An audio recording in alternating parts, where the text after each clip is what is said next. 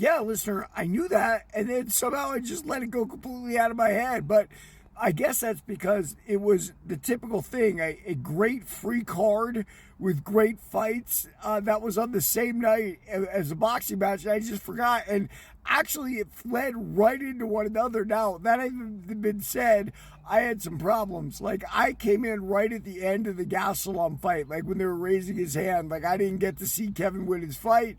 I heard he missed weight badly, but what can you do? So I saw the last three fights mostly, and I'll explain how that happened. So Rafa Garcia versus Jared Gordon, incredible fight. Both guys warriors, stayed inside, banged with each other, and that's what'll happen. One will win, one will lose, but it could have gone either way. I thought Rafa really put it out there, and it was an excellent victory and a really exciting fight. Rob Font, David Martinez. Listen, it's near and dear to my heart every time I see a karate guy fight, right? David Martinez obviously was going to Tung Sudo or Taekwondo or karate when he was a kid. It's where he gets that sidekick from. I was very also interested in the way he fought, because I do this too, right? Karate guys, supposedly we fight both sides, and we can, but the reality is we got good techniques from one side and good techniques from the other side.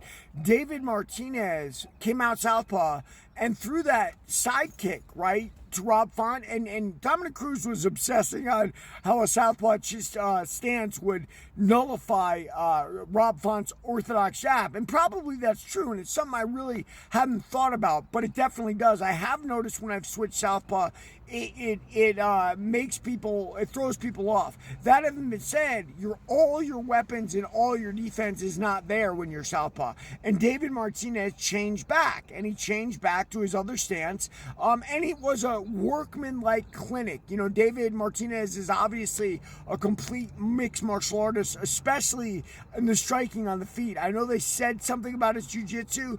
I never saw any jiu-jitsu in that fight. It was a complete stand-up fight, right? And Rob Font wishes he could have gotten it to the ground, but Martinez did a good job on the cage, too. So we are seeing the arising of a new star, and whoa and behold, he's a doctor. Well, it's doctors' kids that go to karate, right? And we get the benefits of that. So then my streaming service does a skip, and they start showing me Rafa Garcia and Jared Gordon again. And I figure, oh well, the early fights were all knockouts, so they're putting this on as filler. And then I realized they were in the middle of Diego Lopez, John Silva, and I was missing it. So I flip over to Diego Lopez, John Silva. They're in the second round, and John Silva is putting it on Diego Lopez, right? Keep in mind, that's where I joined the fight. So that's my reality. I'm like, ooh, John Silva's really doing a number on Diego Lopez. This is brutal.